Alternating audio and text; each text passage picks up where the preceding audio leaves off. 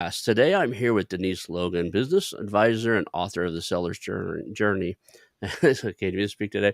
Thank you for being on the show. I really appreciate having you here, and I think we're going to have a blast. You've got some really interesting and valuable information that you've gathered over the years and wrote about. So I'm interested in that. Thanks for having me. Nice to Awesome. join you.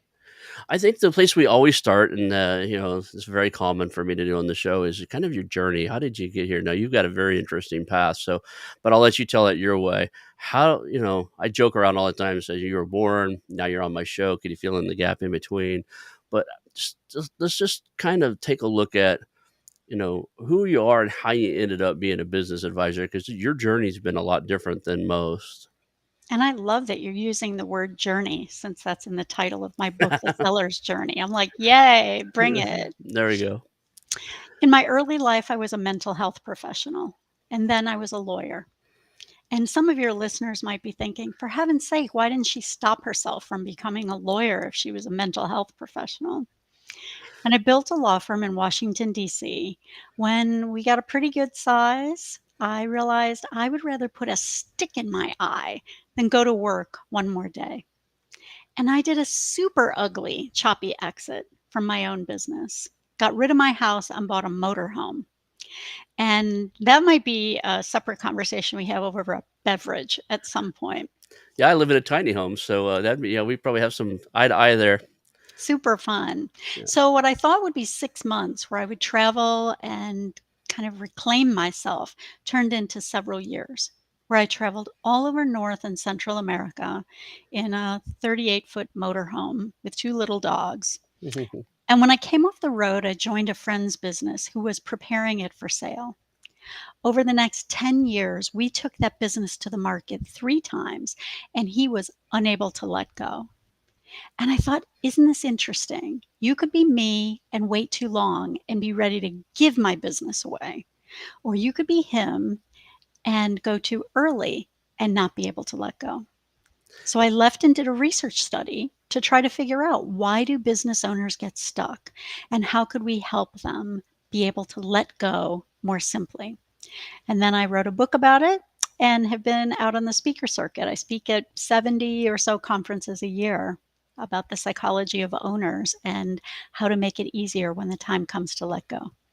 It's interesting. I think all of us business entrepreneurs probably need a mental health professional on our team. Do you know what I hear often, Ron, is that some of the professionals in the transaction, so banker or broker, lawyer, wealth manager, CPA, often will say to me, I spend half my time as a psychologist working with owners. And sometimes they say that with a little bit of sarcasm, as if it's so forceful and why must they do that? Mm-hmm.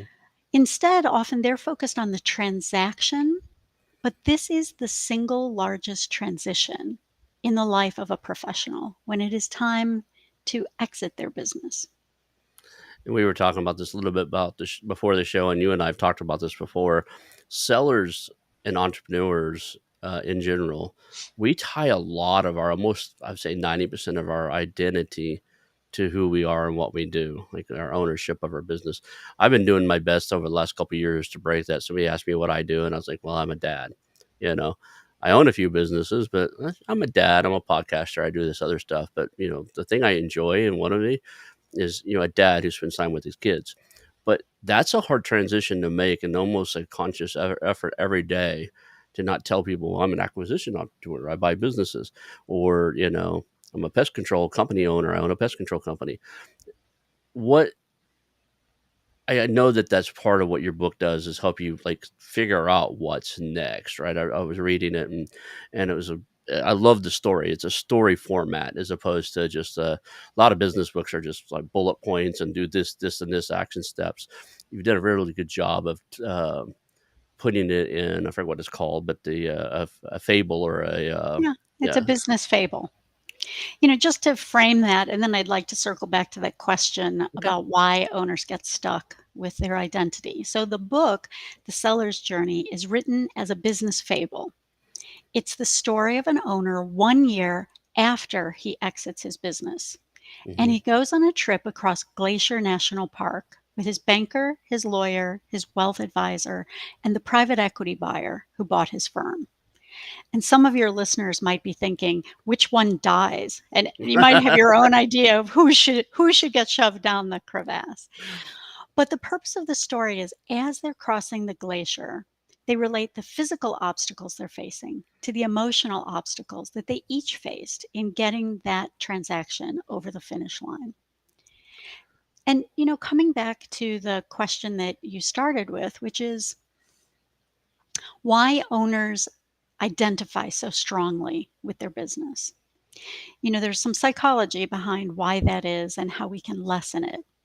If you think about it, everywhere we go, we are asked this question: what do you do? Whether it makes any sense or not. And I believe that that is actually a social pegging question, because depending on how you answer that question, the other person's response will be different. So I think that question is really, should I be kissing up to you right now? Or should you be kissing up to me? And if a listener is saying, oh, that's not true, that's not why I ask it, try answering with a different answer. So let's say, and from my background, right, as a lawyer, there was a certain amount of cachet. Or now, as an author, there's a certain amount of cachet. If instead I said I was a janitor or I was a housekeeper, do we actually think that the other person's response would be with the same level of interest as if I give a different profession? It's a social status question, right? It's like, where Mhm. do you fit in on the food chain?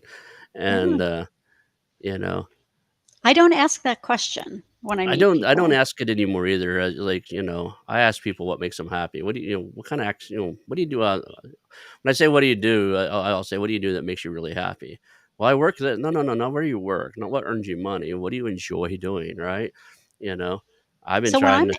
Yeah, go ahead. sorry, when I'm asked that question, Mhm, right, and we're often asked that question in places that it makes absolutely no sense to be asked, right? I was at the hair salon, mhm. and the gal 6 feet away with, the blow dryers going shouts over, "So, what do you do?" I was like, "Wait, you wanna know how I earn my money?" Like, what is the relevance of that? And often when I'm asked that question in a social setting or even in a professional setting, someone will say, "What do you do?" And my answer is always, "About what?" Because that sets the frame for our conversation. And typically that will like cause a little jarring in the other person. And they'll say, Well, like, what do you do for a living?" To which my answer is, "You want to know how I earn my money?" And they will often say, "Well, no, I just want to relate to you." Think about it. Aren't there about 200,000 other questions we could ask about that person that would help us relate? And the reason I think this is such an important topic for a business owner is when the time comes that your answer is unclear, there can feel great shame around that. Our identity, when we tie our identity to what we do, here's a little brain twister for you.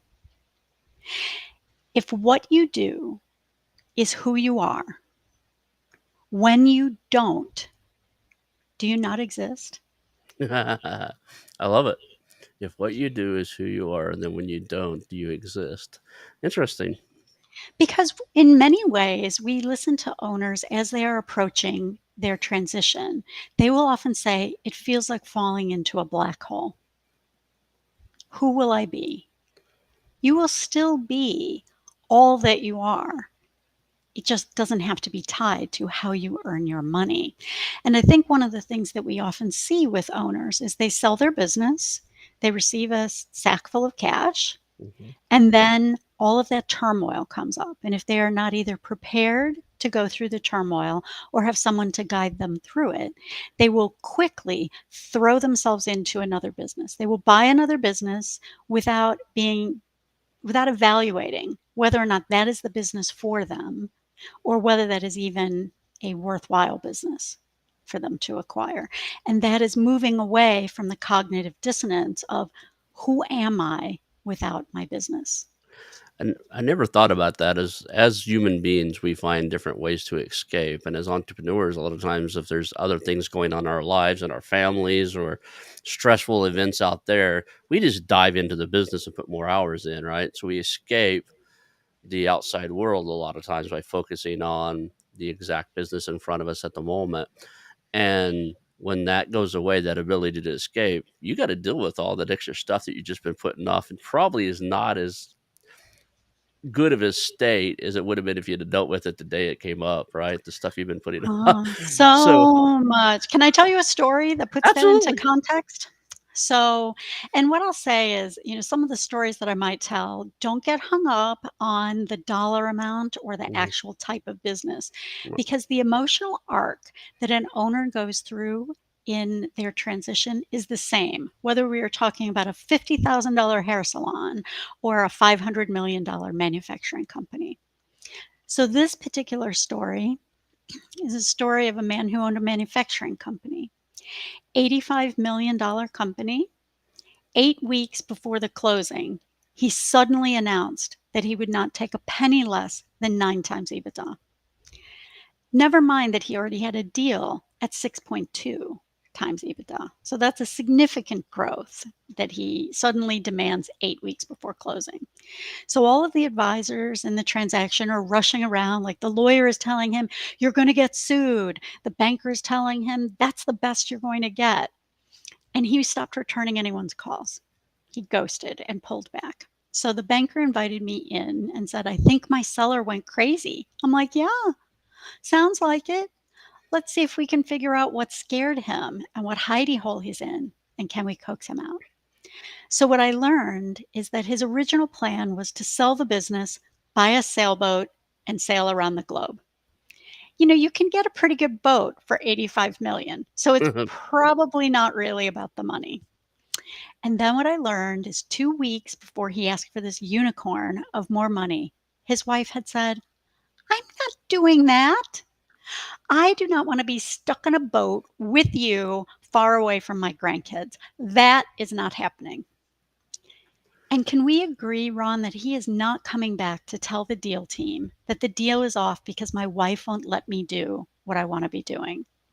Instead, he asked for more money because he knew that they could not produce it. It was never about the money. Instead, I did one on one work with he and his wife and created a solution where he would buy the sailboat and sail, and every 6 weeks, she would take one grandchild, fly to where he was. They would do 2 weeks on land building memories with the child. She would fly home and he would sail on. Boom. That deal was back on track, closed on time at its original asking price because it was not about the money. I What it even was what it was about, and you can relate perhaps, and some of your listeners will. We call it relational grief because this is the moment when couples, maybe they own the business together or one is leaving their work and they realize, I don't want what you want. And rather than face that truth, one or both of them will pull the business back in between them because that has served as a buffer. And we have language for this in other parts of our life, right? What do we call it when the last child leaves home? empty nest syndrome or empty nesting. Empty Yep. nest, Yep. right? And we know what that is. And often we go through that with other people. And so there's a common language. For our business owners, the business is often the last child that is I got leaving home. And it can feel really shaming when, for a business owner, they realize, hmm, how am I going to get, like, who will I hang out with? I had that happen with an owner, $16 million. And this happens with young owners and mature owners. So this is not like, oh, you wait until you're 60 and exit your business. This particular fellow was in his late 30s and he was selling a software company. He was set to net about $16 million on the other side of the sale. And suddenly he realized, who am I going to hang out with?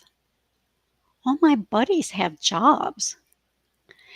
And he was out shooting pool with a friend. and said that. To which his friend replied, "Boo hoo, dude. I wish I had your sad little $16 million problem." And that could be a really normal response from friends or family or even advisors who, if we create the kind of emotional safety for an owner to say what is really struggling, what they are struggling with, we can solve it. But if instead we shut that down and shame them, they will frame every problem that they have in terms of more money. I need more money when it's not about that. I was talking to multiple business brokers and people on the show, and one of my favorite questions to ask is, how many deals have you seen that have fallen apart before the Mm, end? And it's a considerable amount. A lot of these guys say only 50% of the deals ever close. A lot of them are exaggerating there. They don't close 50% of their deals. correct. But the second question I asked is, why do you think they closed? And I've heard people, a lot of them that didn't get it were like, oh, the seller just wanted more money. I was like, probably not. What do you mean probably not? That's just what they told you, right? They told you they wanted more money. But if they had wanted more money, they probably would have said that prior to the whole start of the process. Like, if they knew what the dollar amount was they wanted, it wouldn't have been that late in the game. It's something else, and it's that fear of what's next, right? Right. And I get that. Even as an entrepreneur, we have that, right? I've got more time on my hands right now because I'm in between buying the next gig and or next business, and I just run the show and run the ones I have. So I pick up the phone when I call one of my friends and realize, like, we're in the same time zone now, but I still can't call him because he doesn't get off till 6. He's got a job. I've known him 20 something years. He's always had a job, but it's just awkward. I've always been so busy. I didn't think about calling anybody like that the, uh, until 6 or 7 at night when everything's like slowing down. So I get it. The question I'm going to have on this is, like, how do you detect that that's coming up? How do we see that that's going to be an issue early on in the process? Yeah. So, one of the things is we have more conversations with owners. Sometimes I watch advisors or brokers or even buyers who will ask what I call a dopey question. So, what are you going to do when you retire? Oh, okay, you're going to golf and travel. Check. That's not an answer. And the more compelling the future is that that person is stepping forward to, the more likely they are to be able to complete. So here's a question that I ask: what does work provide for you other than money and financial security? So let me phrase it again. What does work provide for you other than money and financial security? And we should be able to get 12 to 15 distinct answers to that question. So, what if you and I just brainstorm? What does work provide for you other than money and financial security, Ron? Most of the friends I've had have either worked for me or work beside me, Right. at some point. Like, even the guy I was telling you about, he's prior military. We work side by side. Yeah. So a lot of our social circles come from what we do, Friendship, right? right? Some of the ones that I often hear are structure, right? There is structure to our day and to our week and to our year. A place to go. Yeah. During the pandemic, weren't we all just like, I got to get out of this house? And so was your spouse thinking that. You got to get out of this house, Exactly. As I say, my spouse was thinking, you need to get out of my space. right? But it's also friendship, intellectual stimulation, the thrill of the chase or the hunt, but also things that we don't like to admit very much, which is power. At work, you say you want something done, and it generally gets done. At home, maybe not so much. And the practical reality is those later ones that show up on this list are the ones that are more likely to derail a deal. And that's because they're going to come up. I wrote a column a couple of months ago, probably around Halloween now, Mhm. called Scary Things That Go Bump in the Night. And they're about the things that wake owners up at 3 o'clock in the morning. And unless they have somewhere safe to have these conversations, They will frame it in terms of money. So if the advisors or the buyer are framing everything only in the context of money, that is how an owner will communicate their distress. So when I hear an advisor say, oh, the deal fell apart because the owner wanted more money, what I know is that advisor was not tuned in to that owner and what was actually going on. Instead, they were in a little tunnel of their own doing transaction, transaction, transaction, and completely ignoring the transition that this person is undergoing. So, advisors who have busted deals, you can do better. We can learn about what an owner is going through. I have a column coming out this weekend. We're recording, it's right before 4th of July. How many listeners could completely unplug for this weekend? Put your cell phone, put your out of office message on, and actually live with it. So turn off your phone, put it in a drawer, and spend the weekend completely unplugged, not on your email, not on your phone, not looking at social media. Guess what? That's what many owners experience when they sell their business. That sense of, wait, who's calling me? And notice for the listeners who are listening to this, notice all of those excuses that come up. Oh, well, I couldn't turn my phone off. My kids might want me. Oh, how will I know what time the movie is on Saturday if I don't look it up on my phone? Wait a minute, can I remember how to make hard-boiled eggs without looking it up on my phone? Every time. Right, every time. I'm outing myself a little bit there. But if you really look at it, those are some of the empathy pieces that I encourage advisors to do, because can you step into the experience of what that is like for your owner? And for owners who are contemplating their exit, you can bet every single one of my clients, I encourage them to do this task. And every single one of them has 1,001 excuses about why they can't do it.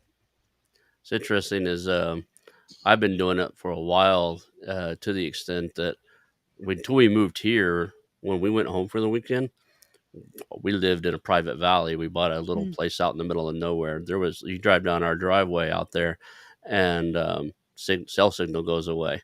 So if Yeah. we wanted, the bad news is if you did need to make a call, you had to get in the car and go up 300 yards, 400 yards to the top of the driveway, halfway up the hill, to get one or two bars to make a call. Um, that said, we had ways through satellite thing that somebody could reach us in an emergency, but um, it's difficult for people to disconnect. And inside of a business, I get it. If you're in there and you're running your operations on a day-to-day basis, and you know there's a sense of I don't want to call it overwhelm, but there's a sense of urgency about every decision that needs to be made. And there it goes back to the whole seller being the main operator that causes that problem for us buyers. Is that if you're telling me that you're on call 24/7, I don't necessarily want to buy your company, because I do not want to be on call 24/7. Right. And the question that you asked was, how can you spot this earlier? So, Hmm. some of the ways to spot it is to go through that exercise that we just did. Hmm. What are all of the things that work is providing for this person other than just money and financial security? Some of needing to be on call is purposefulness, but it is also a form of avoidance. So, the reality is, all of those needs will continue beyond selling the business. The real question is, where will those needs get met?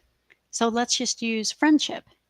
If friendship is something that you get in your business, which for many of us, our customers, our employees, our vendors, are our friends, how will you get that need met after you sell your business?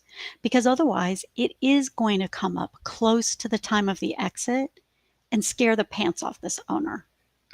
Also, where will you get your power need met? I had an interesting conversation with a father and son who owned a business. And what I realized in my conversation with them, son was pushing for the transition to happen, the father was delaying. I, I generally do conversations with all of the advisors and some of the family members because I can gather a lot of information. And I realized in talking with the stepmother, oh, this dad is a bully. He bullies at work. Where will he get that bully need met outside of work? Because if he's not going to get that, and he would not call it bullying, but Right. right, we're grown-ups here. We can talk about what is true. If he can't get that bully need met, how likely are we to have his wife derail the deal? Because he's going to continue to bully, and All she right. knows that, and she Right. doesn't want that at home. So often I think advisors or buyers focus as if they're only going to get information from the seller, and they can ask shallow little questions and expect, okay, I don't really want to know the answers to any other questions. And I often will say that to an advisor when they have a deal that blows up. We talk about what could you have known that you refused to know or looked away from, and why. I've sat on some calls with some new guys in this industry because they know I've talked to lots of business owners, and I tell them, it's like, if you want me to be on the call, let me lead the call. And most of them can't resist. The reason I say that is the first couple of calls with the business owner, I don't bring up money unless they do. Mm. Meaning, I don't ask, how much you make and what does the business look like. I want to know the background, the origin story. How did you create it? Just the, like, what would you do if you weren't going to sell it? How would you grow it? I want to know inside of their head what their plans were, what challenges they've had, what have they overcome, and get the real story behind it. And I want to, a lot of times I'd like to talk to other employees there way before we start talking about numbers. I kind of there's a scope of things. I kind of know you're in my target market because of the way I reach out to you. It's like, I know you're, making enough to be interesting, or I wouldn't be talking to you to start with. After I know that, I'm not ready for the details. Number one, it sets the wrong tone for the conversation, as I'm more interested in what your company makes than what your, revenue wise, than what your company makes for the people working there, for the customers, what value it truly adds. And this is a people business. A lot of people will fight that, say it's a numbers business. I buy based off valuations and numbers.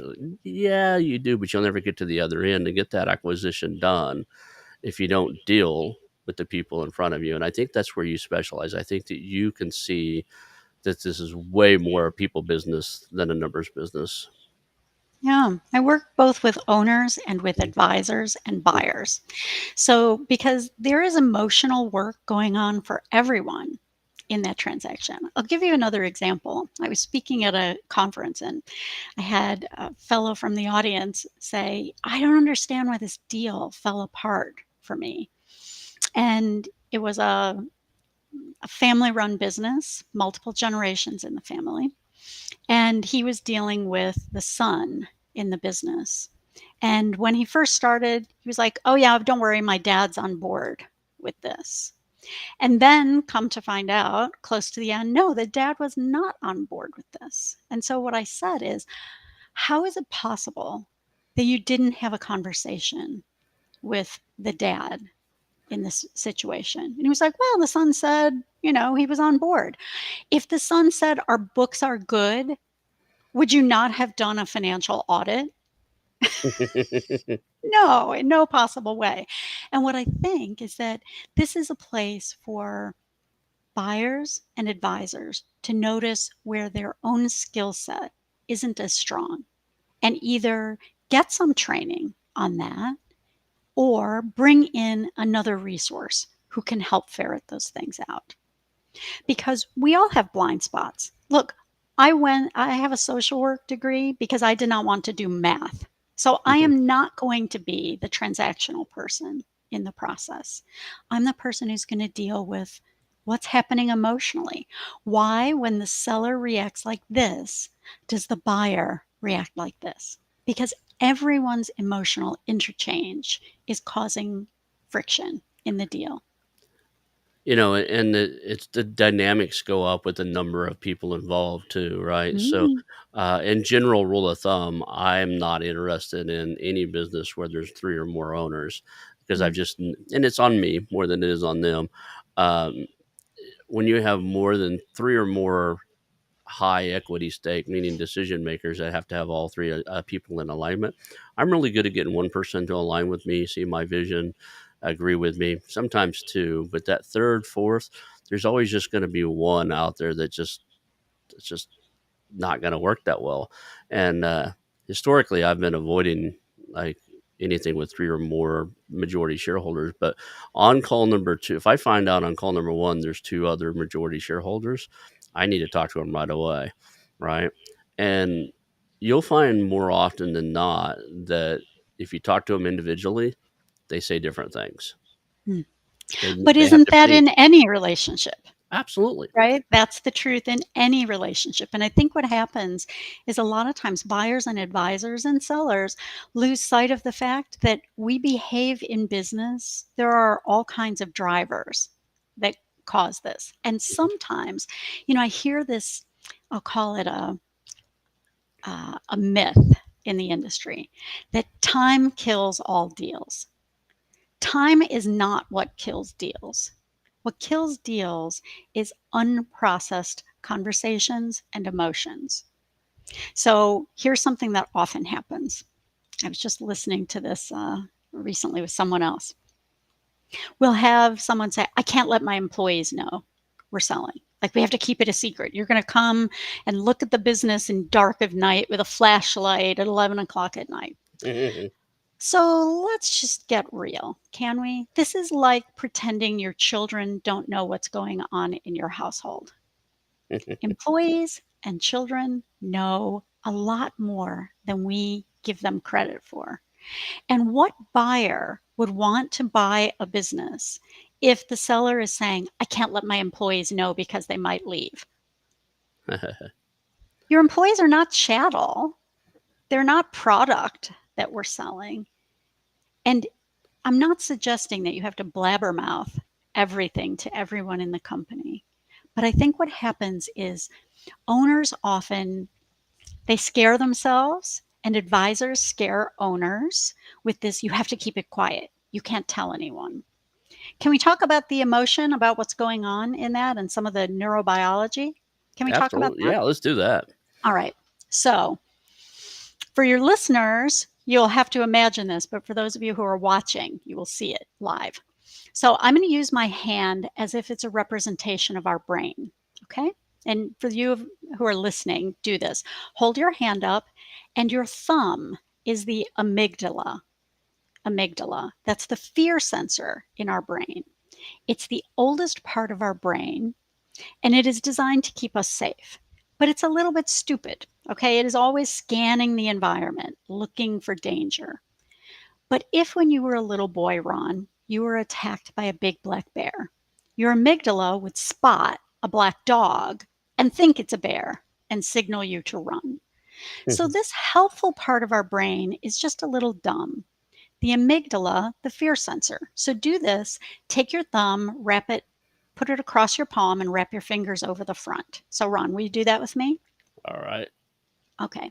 So now what we've done is we've created a representation of our brain. The amygdala is safely tucked in, and these fingers that are over the front are the prefrontal cortex, the thinking part of our brain. Now move your thumb around. What do you notice? It's really in there tight. It's pretty tight. Now, if you move that thumb around more aggressively, more fear is showing up. The fingers are less tight, which means our thinking brain is less on track. If your amygdala gets activated enough, you will flip your lid. Have you ever been in a conversation with someone and all of a sudden you're like, where did that come from? It means that the fear sensor was kicked up. The amygdala flipped our prefrontal cortex. And all day long, all of us are walking around in various states of fully tucked in to fully wigged out all day long. More than anything, what we want is to be able to keep as calm and settled an environment that we can when we're going through a transaction or a transition. Transition brings up uncertainty, which of course is going to trip our poor little friend, the Mhm. amygdala, a lot, which is why going slow allows us to go fast. So when I hear someone say time kills all deals, what I know is their amygdala is activated. They are afraid.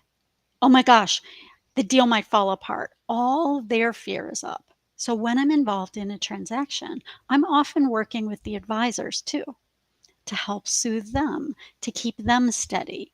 It's the reason why in the story I told a few minutes ago where the person didn't want to talk to the father. Because if they had learned that the father was not on board, they would not have taken that transaction on. And part of their own fear was, I'm just going to take this deal and somehow I will figure it out. That never works. That never works. It's interesting that the fear comes into play in all aspects of our lives, right? A lot of people say, "I'm not afraid of anything." Yeah, you are displaying it, not displaying it, acting upon it, not acting upon it. We all have inherent fears, right? It's like I joke around all the time. I'm 5'10" and a very big guy. And so if you ever see me running, you probably ought to catch up. I'm not afraid of much on this planet. It's about to blow up or bite us. So keep up with me. That's just a joke inside of the thing. But I've asked a couple brokers who have said, yeah, fear kills. I mean, time kills all deals. I've asked them why. And the answer is right in line with what you're talking about. They say if you give the seller long enough to stew, they'll find a reason why they want to keep it, or they'll become afraid to sell it. So you got to move through these deals fairly quick so they don't have time to stew on what are they going to do next. And I was like, why don't we just solve what, like, why don't we just have a conversation about that? Oh, don't bring it up because like whatever you say won't be what they want to do. And I was like, there's a reason why I don't work with very many brokers at this point because I think I jokingly say brokers have their name for a reason, right? Your broker when you get But a done working. good but a good broker or a good advisor, whether this is an attorney or a CPA or a wealth manager or a broker or an attorney, an investment banker, really their job is to become the trusted advisor. Not the trusted advisor so I can force you through something, but to be able to solve for what the problem is. And some of the problem, if we only talk to owners about money, every problem will be framed as money. If instead we're able, and I do this thing with the hand, I call it an all hands meeting. I do it Uh, at the beginning of a transaction where everyone in the transaction, including the advisors, gets clear about this. And fear shows up. I'll just give you one more piece of this.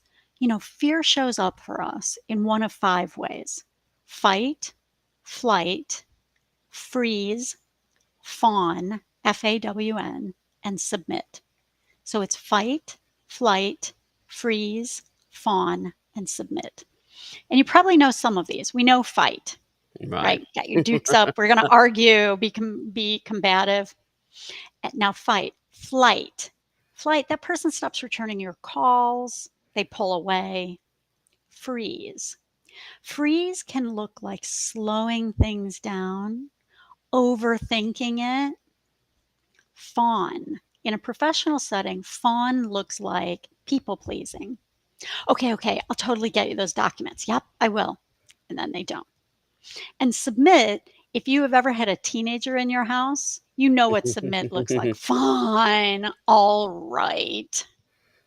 Right. This plays out, and all of us will use all five of those at different times, but we typically have a pattern that we use.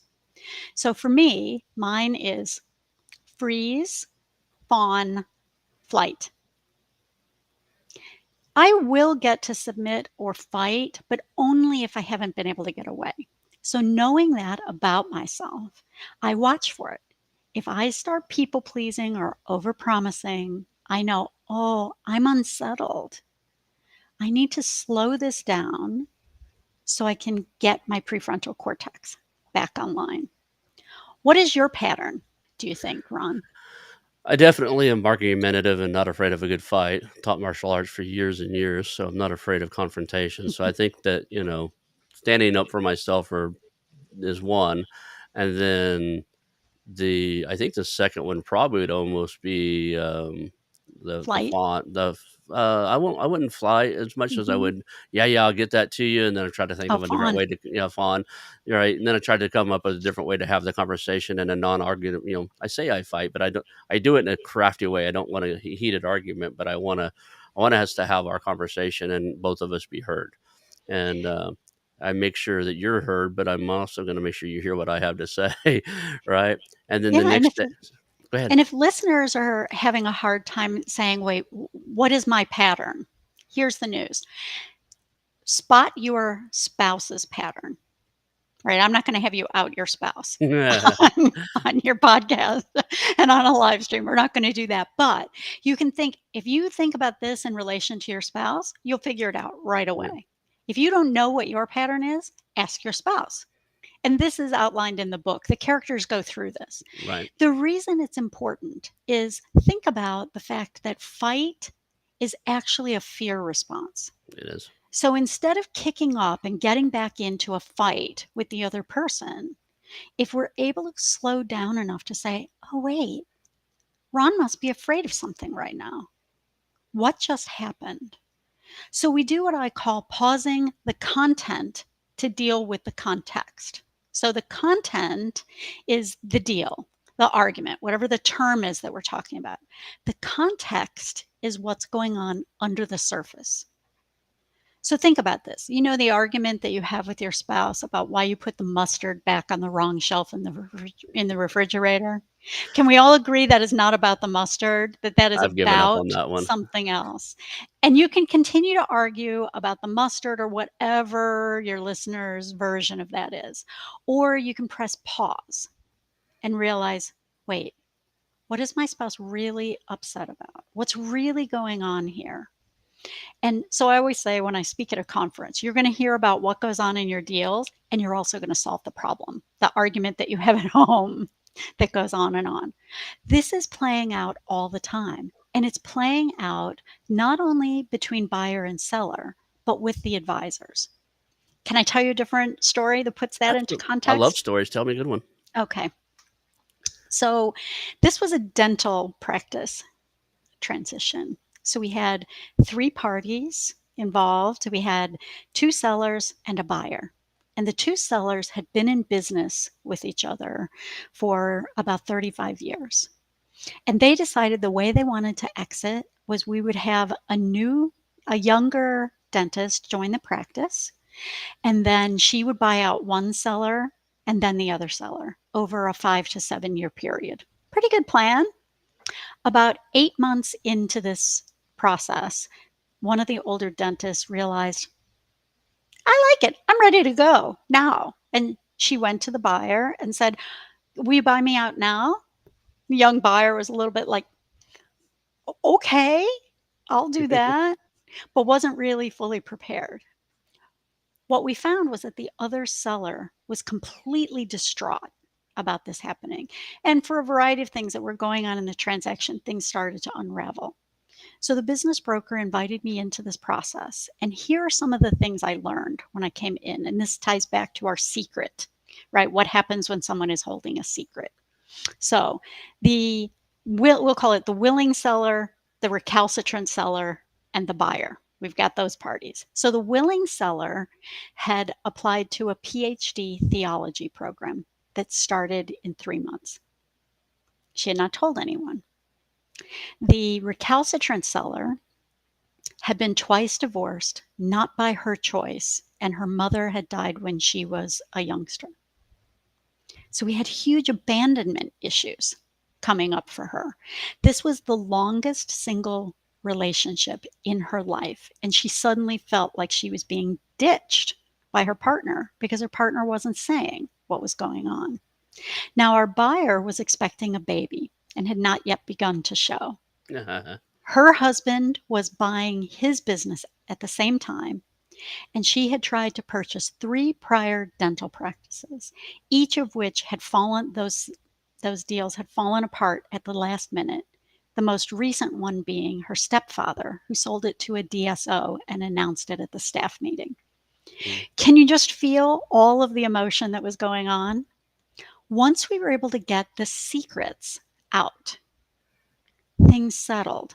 a lot. No longer did our recalcitrant seller feel like she was being ditched. She realized, oh, my partner is going to something new. Once she realized, oh, the buyer is going to have a baby, she might need me, there wasn't all of that pressure. Now, we had 3 lawyers involved in this transaction. Everyone should already be shuddering right now, the thought of 3 lawyers. But 2 of these lawyers were just at it. They were fighting over things that made absolutely no sense. And what I learned was the 2 of them had tried to merge their practices years earlier and been unsuccessful. And they were acting that out in the transaction. Once we did some apology and repair work, that settled down and the transaction was able to move forward. So, what I just described is all of that context that's going on under the surface. And if all we did was try to focus on why are you being a jerk about this term, or why are you over lawyering this, or why are you being unreasonable, there's always a reason for what is going on. So, when I hear someone say, time kills all deals, or you can't let anyone know, you have to hide that information, I know right away that that person's fear is running their part of the deal. And we need to get that tamed and under control because, and here's the one other reason why you don't want to have secrets in a deal. So, remember our friend the amygdala? If you are holding a secret, you are tripping your own amygdala over and over. Even if we use something as innocuous as you're planning a surprise birthday party, right? You're planning the surprise. You don't know if the other person knows it. And every interaction you have with them, you're like, what does that look mean? Wait, do they know? Do they know? Do they know? You're tripping your own dang amygdala and flipping yourself out for no good reason. So, again and again, our bodies can sense when something is off. I call it dog ears. If you've ever had a dog, you Mhm. know the dog hears something and kind of goes, Yeah. what was that? Our bodies are doing the same thing. The more emotional safety we can create in a transaction, the more likelihood we have that it will successfully conclude and that our seller will go on to a successful post close life, which makes them your number one referral source as an advisor. It's interesting. I got really good at doing that in real estate transactions. I could pick up, especially bigger deals. I could pick up when the seller's like demeanor changed, or I can tell you stories of like being in the middle of negotiations, having both parties say yes, and all of a sudden the male of the husband and wife, leans back, crosses his arms, and just totally changes his posture on me, and I'm like, okay, what happened there? And by addressing it, it's like, hey, it looks like something's changed. It looks like you're a little frustrated, and even if I mislabel it on purpose to get them to say, no, it's not that, having that conversation, I've always been able to move the deal forward. If you ignore that or just miss that cue, those deals fall apart. And, for the one I was just thinking of, it came down to a status thing. He had just realized in the deal that the way we had structured it, he was going to make a little bit less than what he had paid for it because he put a Mm. down payment on the property, and we were going to take over his financing. We were going to pay the mortgage on this commercial piece of property so he wouldn't have to anymore, which was their biggest problem. But there was and I don't want to stereotype anybody, but it was an Asian couple, and there was an ego or a face value of, he put down 25,000, and if he has to tell any of his friends that he sold it and we took over the mortgage, they're going to go, but you lost 25,000, and Mm. that's what came up to it. So just by asking, noticing the difference of their uh, like he was, his was very obvious. He's actually he stared at the numbers on the page for about 30 seconds flat without blinking and looking up, started crossing his arms. He kind of did this little, rock back and forth. Then he leaned back and he's like, and he said something along the lines, why don't you guys just rent it from us instead? And I was like, okay, something just happened there. How do you, I see some of your articles, and I've picked up the phrase, some notes that you sent to me and stuff, seller whisperer. Mm. Is this a skill that we can acquire, or is this like, tell me about what that is, and like, how do you acquire the ability to be a seller whisperer? Yeah. So I call myself the seller whisperer, and I do trainings with advisors and Mm, buyers and sellers. And then occasionally I consult on a transaction directly. But mhm, most of what I have really been focused on for the last decade has been helping for the professionals who are in the transaction to understand what's happening so that you don't need me. How can I open my head like a Pez dispenser and pour it out so that you can see it and spot it? I'll give you an example. Um, I was talking with a business broker, and he was talking about a client who seemed to just not ever be able to pull the trigger. He just like they've been pursuing this transaction for such a long time. And then we started talking just a little bit about the family dynamics that were going on. And so the seller's wife's brother. Okay. So we've got brother in law involved. The brother in law had a horrific exit where he felt like he just got screwed over in his transaction, and he was always yakking this, like always, always. So, right, we had a seller who everything he was hearing was about how people were going to screw him over, how it could go wrong. So, we talked a little bit further, and here's what I learned. The wife was super protective of this brother and his what was perceived as a failure in the exit of his business. And she felt like if her husband had a big win, how could she face her brother? Like there are dynamics going on in such interesting parts. So, how could you, as a buyer or as an advisor, learn what I just learned? You actually spend the time to get to know the seller and what's going on around them instead of, good, you've got a business, here's the numbers look good, I'm ready, let's go. No one likes to be treated that way. Instead, what we're able to do is really start thinking about what is the conversation that needs to happen, perhaps between the seller and his spouse, perhaps between the spouse and the brother in law, because this seller was not going to sell if it meant that he would feel uncomfortable around his brother in law, or if his wife would pressure him to economically support the brother in law if they had a windfall. There are lots of dynamics that are going on. It is not just about you have a good business, I want to buy it, or someone wants to buy it, and you're going to get a big sack of cash. There was an accountant who I worked with a while ago in exiting his business.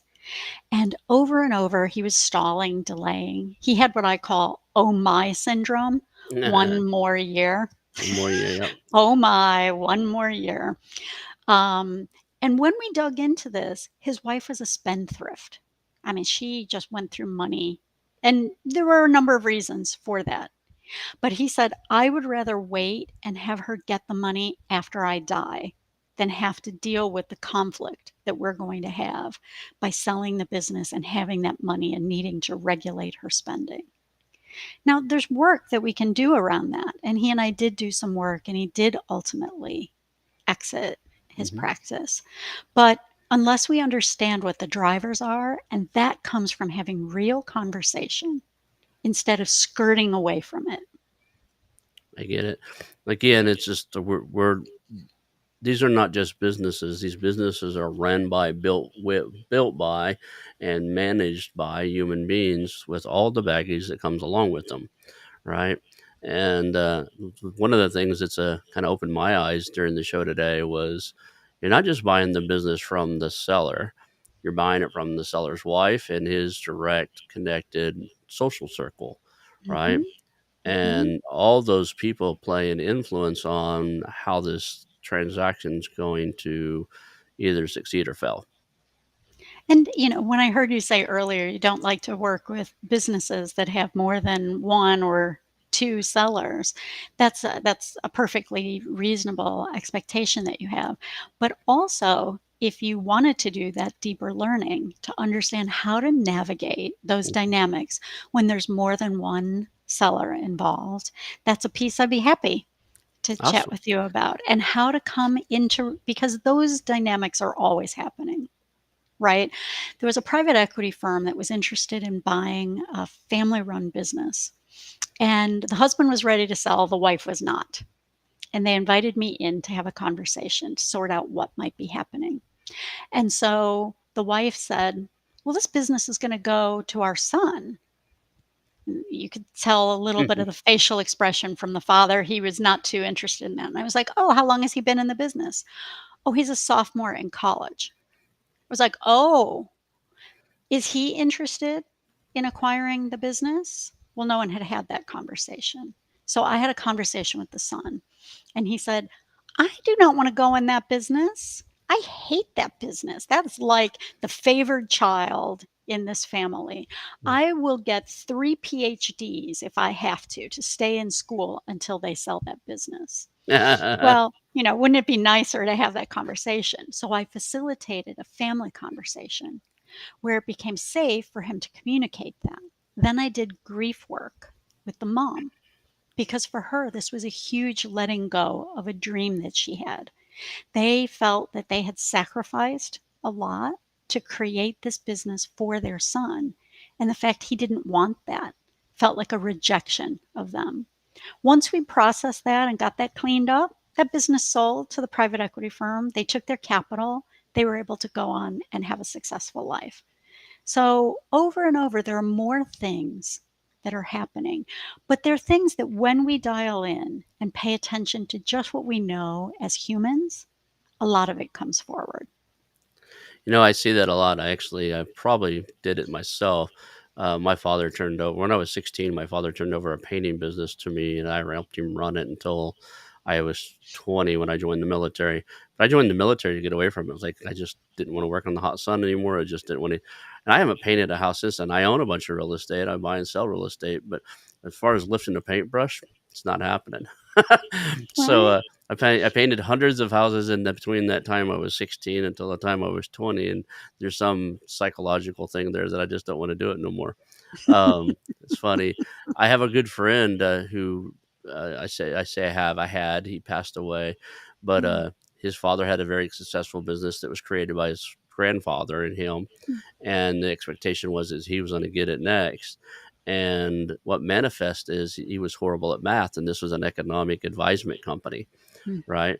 So he went on to, get a degree in diesel mechanic and be a crane operator, drove cranes, like the skyscraper cranes. Well, had nothing to do with the business. Unfortunately, he passed away of a widowmaker in the middle of the night at a very young mm. age. But it's not uncommon for the son, to want to take something over, not want it. It's and you can imagine why. What do we bring home as entrepreneurs on a day in and day out basis, right? I try to leave it at home, but a lot of times what comes home with you is the problems. Like you're explaining them to the spouse why we can't do this or why we can't do that, or we had a slow month, and little Johnny didn't get a new Xbox because you had a slow month or whatever. There's, I think they're almost trained not to want it. It can So, happen. We just concluded a transition in a third generation family business, hmm which was super fascinating. And at some point, I will, you know, be in a place to tell you more about it. But it finally transitioned to generation three. And there were children in that business who did not need to be owners in the hmm business. And there were some children who did need to become owners. And thinking through the logistical pieces of that, I always say an advisor needs to be transactionally proficient. That is the bare minimum. hmm But for an owner, the question I would ask if I were selling my business is, what is your plan to leave your business? That's the question I would ask an advisor. hmm Because an advisor who has thought well through how they themselves will exit their business will be able to navigate this. And they have a plan. They've already begun dealing with the emotional part. Sometimes what I hear is they'll say, oh, I'm going to work forever. So the truth is, we will all leave our businesses voluntarily or involuntarily.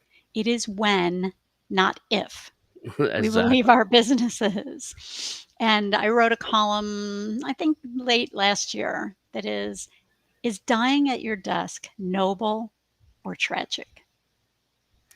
I've seen some real tragedies around it. A lot of people don't understand that what that does to the business. It's almost unrecoverable. Good. We're at the top of the hour. We're going to run out of time, but a really good company in commercial and residential electrical repair. Tulsa, they had 25, 30 trucks.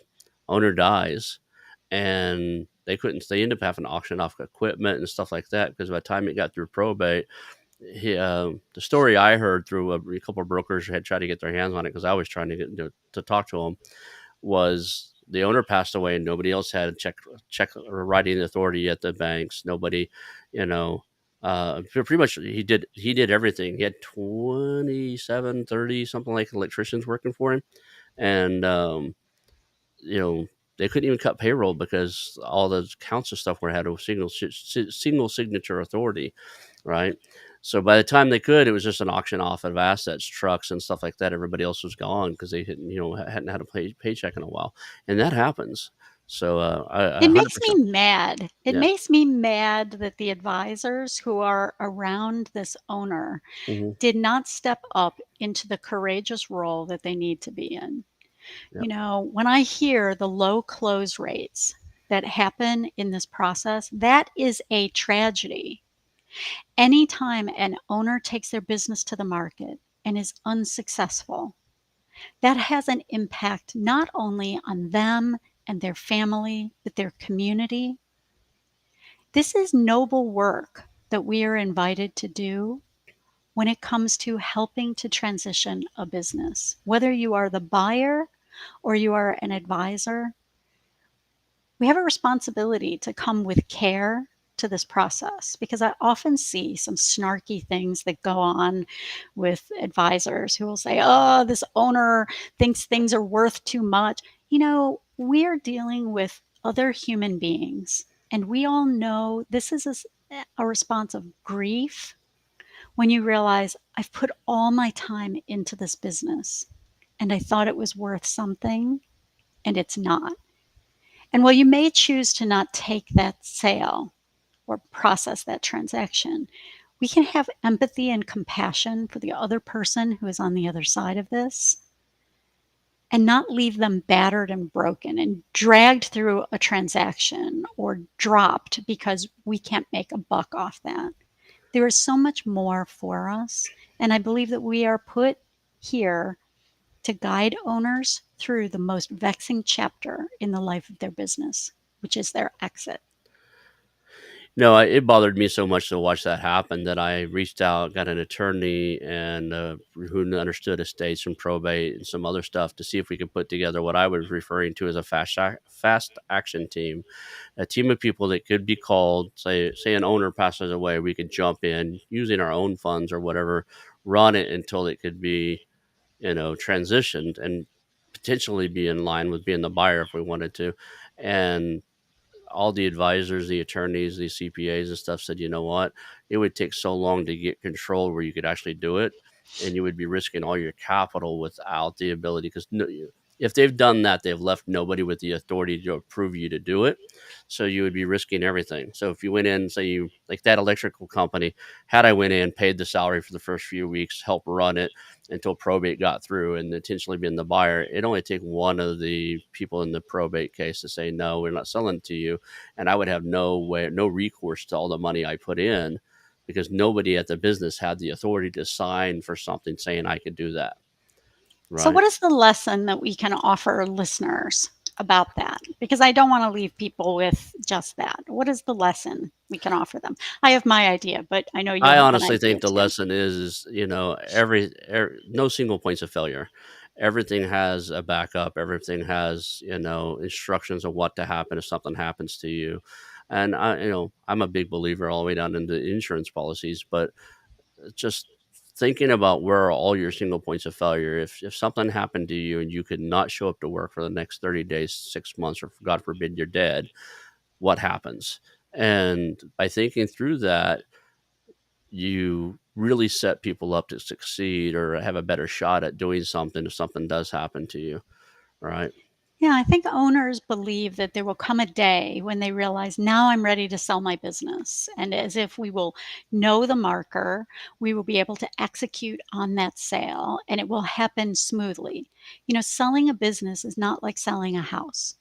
You're not going to decide, today I'm going to sell the business, put a little sign in the front yard, and people pull up with truckloads of cash and buy your business. It is a longer process. Typically, we expect 6, 9, sometimes 18 months for the process of a sale to Hmm. happen. And all of the statistics demonstrate that when someone says, oh, I love this, when will you sell your business? 3 to 5 years. There's some psychology behind why people say 3 to 5 years. 3 is close enough that I'm not actually stalling, and 5 is far enough off that I don't actually have to do anything. There's this little psychological plan, but the statistics show that retirees, whether that's from your business or somewhere else, typically retire 5 years earlier than they expected to retire. And all of the reasons: death, illness of a spouse, a change in the economy, all of the things that are beyond our control. So, preparing your business so that it is ready for sale and preparing yourself so that you are ready for the exit in advance actually makes your business so much more saleable. I get it. Well, we're above and beyond the hour mark here. We're going to have to call it in. So before we do, though, real quick, what's the best way for people to get a hold of you? My website is deniselogan.com.